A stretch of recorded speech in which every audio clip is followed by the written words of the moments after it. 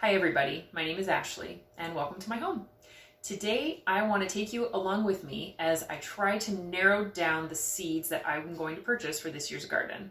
I live in Minnesota and so it's been quite a few months since I've had to do anything garden related. So I'm pretty excited to start thinking and planning for my garden for next year. I typically order my seeds and transplant and get my transplants from a variety of different places. I do like certain varieties from certain companies. So what I'm going to do today is kind of walk you through how I've done my initial garden planning to narrow down which seeds I want to get. And then I'm going to go ahead and place my order probably tonight, maybe tomorrow. And then once I get those seeds in, I'll walk you through exactly where I got them and why I made those choices. The number one thing that I'm trying to do this year, seems like a goal every year, trying to refine the process, is making sure that I'm not wasting time and resources. So every year I get excited about growing new things, different things, and while that's great, I also want to make sure that I'm going to be able to use it in a way that's useful for me and my family. I have 4 different categories that I'm breaking up the garden into. 1 is fresh eating, 2 is preserving, 3 is herbs, and 4 is just for the joy of it. When I plan my garden, I tend to get a little focused on how I'm going to preserve those things, and then at the end of the year, I kind of am like, wow, we didn't really eat as much fresh as I wish we had. Or, oh, I wish I had really grown a lot more of this so that we could have, had this fresh. So I actually specifically listed things out that we want to eat fresh and then went into a different category for preserving. Herbs is sort of a separate thing. And then things that are just for the joy. And that is also part of this focus that I have on food preservation is I don't think about that in advance every year, that I want to have things out there that just bring me joy, whether it's flowers or whatever. So let's start out with the things that we want to eat fresh. Things I have on my list as of now are peas, fresh peas. That's pretty much the only way my kids like to eat peas, which is fine by me. But I try to feed them even our garden peas that have been frozen, and it's a totally different story. They love picking the pods off the plants and just eating. So it's a lot of fun. It's great snacking. But we do end up freezing them as well, which is also a really good family project to shuck them and freeze them. But I also put them in soups that I then can, or as I'm making fresh. And so eating fresh and then being also able to freeze, and I can throw it in, any recipe, at any later time. The next 2 items are radish and cucumbers, which can be used in very similar ways, just fresh eating plain or making in salads. Even just as of this week, we've made cucumber radish salads where it's literally just the 2 of those with some olive oil, some balsamic, and some salt, I think, maybe a little dried basil. It's super delicious and the kids devoured it. The next item is carrots. I feel like we can never have enough carrots, and that's evident by the way I plant it, which is in mass quantity. So for this one, I actually really like some seeds from Johnny's seed catalog. This is one seed catalog that I got onto from a local CSA. This company is geared towards sort of small and large scale vegetable growing operations. So you can definitely buy seed packets, but then they have really mass quantities as well. Anyway, so I got onto a really delicious carrot from here. And while they don't have that variety any longer, I'm still sold on them for carrots. So I'll at least be getting my carrots out of that catalog. The next item is going to be tomatoes, which I will do purchase from our local greenhouse. They do a great job. They're grown locally, so I really trust them, and I've had great success. We will probably do a combination of slicing tomatoes and Romas. I did that last year, and again, it was great. Although Burt Bee this year on their front catalog, on the front photo of their catalog, has this one that they're calling super sauce tomato, which they advertise as weighing up to 2 pounds, which seems enormous. But what's interesting is that it says there's no seeds on the inside, and while some of the things that I make, the seeds come out anyway because I run them through a sauce master, this would be great for things that don't go through that process. So I'm considering trying maybe growing some of these, maybe even buying them as plants from the company. I've never done that before. That would be really interesting to try out. The next item will be potatoes. Now these I probably am going to get from our local greenhouse or our local garden center, because the potatoes that they get are also from a Minnesota farmer. And I really like that. And I have done that for the last several years, and they've been phenomenal potatoes. Sweet potatoes is going to be the next item. Last year I grew sweet potatoes for the first time, which was so exciting. I started them probably a little too late given our climate.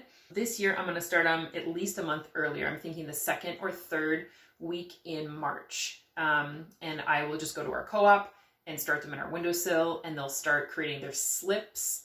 And I'm not sure if you've ever done that process before, but I will definitely document it because it's kind of fun and kind of exciting, and it just grows out of water. You just keep the water fresh.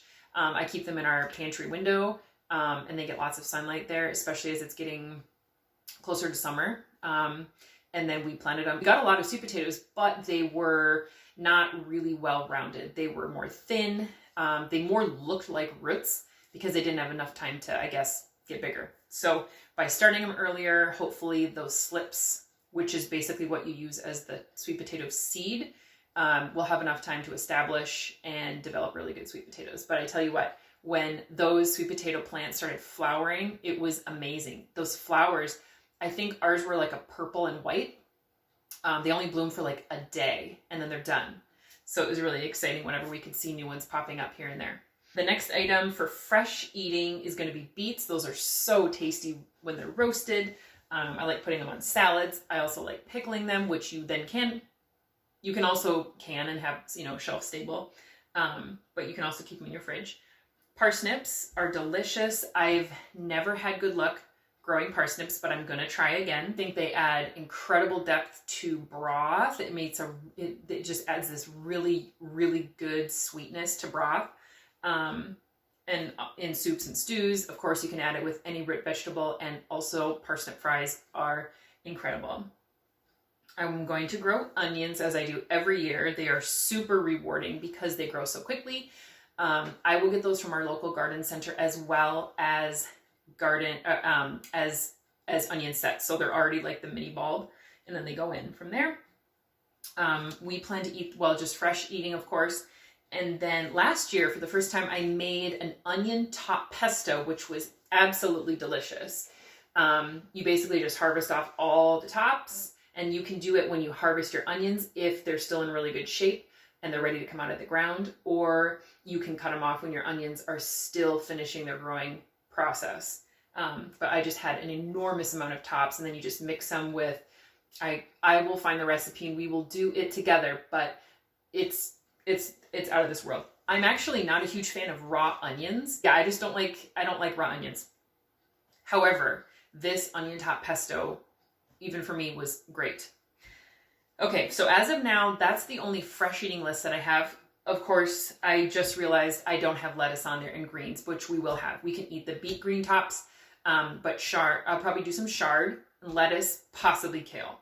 I do prefer chard over kale, so I will let you know when my seeds come in which one I ended up going with. Maybe I'll do both, we'll see. On my preserve list, the number one thing that I am planning to preserve is salsa. And I do preserve a lot of different foods, but this salsa is amazing. There is no other way to put it. I came across this recipe last year. I have canned salsa probably, I would say at least 4 different recipes. It doesn't seem like a lot, but because nothing ever was that exciting, I don't really feel like it ever did that great. I don't really feel like it tasted that great. It was kind of like, oh, well, I guess we have to finish the salsa. Whereas now we're like, yesterday, I think it was, I told my daughter we were almost out of salsa, and she just about tipped over that we'd have to get store-bought salsa again. This is our last jar, and I think I canned 32, 2 of these, 32 pints last year, and we have 1 left, and it's the end of January. So that's my number one goal with food preserving, which will take Roma tomatoes, jalapenos, bell peppers, and white onions. I'll grow the white onions, but the bell peppers and jalapenos, I'm thinking I'm still going to get I can get local organic peppers. And so I think I'm going to stick with those for the canning of the salsa this year. And we'll see if I nab some plants when I get my transplants. The next thing that I want to preserve is relish. Relish is a really great thing to preserve, especially if you have cucumbers that are getting too big. We actually didn't have great cucumbers last year, so this was really great to be able to can. Oh, that's really bright with the light. But anyway, it's actually a sweet relish. It's a little not too sweet, but it's, you know, when you just add a little bit into stuff, it's really delicious. Another thing that I want to do with the cucumbers is make sour pickles, which is, I think, what they used to be called more traditionally, but it's basically a fermented pickle or a fermented cucumber, similar to how you would ferment cabbage into sauerkraut, and they are absolutely delicious. My kids cannot get enough of them. And so for those, I'll need the cucumbers, obviously, garlic, which I have already in the ground planted from last year, and then fresh dill. Everything else, I don't need to plant anything else to make those. And so with the relish and the pickles, that's going to cross over to stuff we eat fresh. So all of those things are checked off. Other things that I want to make sure that I can preserve, I want to be able to can some diced tomatoes or some sort of crushed, something like that in that type of form, tomatoes. And then for freezing, pumpkin and squash. I'm going to go with a pie pumpkin and a buttercup squash. I feel like those are the best, sort of easy to do, mainstream. So my herb list for this year is actually not too long. It's just the dill that I want to use when I'm making my pickles, and also the relish, and then also fresh. It's so good to throw in like potato salad or like dips or, you know, stuff like that. It's absolutely delicious. The dill weed and the seed are both really good. So dill is absolutely on my list. Basil is absolutely on my list. We had really great basil last year that I was able to throw in that onion top pesto. And it was so, so tasty, and I love it fresh. It's probably my favorite herb. I would say that dill and basil are probably my two absolute favorites. Parsley, I have not ever actually grown parsley, but I'm excited to be able to throw it on top of stuff and maybe incorporate it in some of the pesto, because I think it can be used in a very similar way of basil. And then I'm on the fence, but maybe some chives. When we first moved into our house, gosh, almost 10 years ago now, I remember in the springtime, our next door neighbor said, oh, there used to be a chive patch in that yard. And as I was mowing the lawn that spring, I could smell exactly where it was, but it since has been, it's been sort of removed in different ways. So maybe chives, we'll see. I think the onion tops might be able to serve that purpose for this year. And then for the joy of it, as the last category here, jack-o'-lantern pumpkins.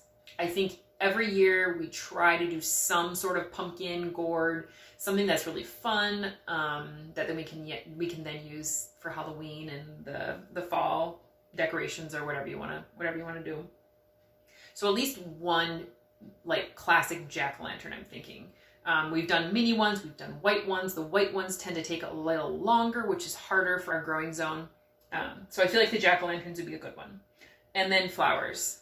And I'm going to have to get back to you on all of the flowers. I think I'm going to do a calendula, because then I can use it to make like a salve and steep it in oil to be able to use in the salve. Maybe some zinnias, possibly marigolds. There is a really amazing farmer's market in Minneapolis that I love to go to, and their growers always have the most amazing flowers, and I've seen them now in these catalogs, and so I want to try getting them. They're almost like a dry flower.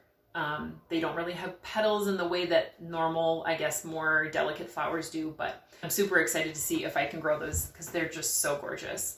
And they last a long time too. They don't wilt like normal flowers might, or as quick as they might wilt. Right now, that's my list. Gosh, it seems like it will always grow larger. I'm in a very unique position right now where I don't have any seeds.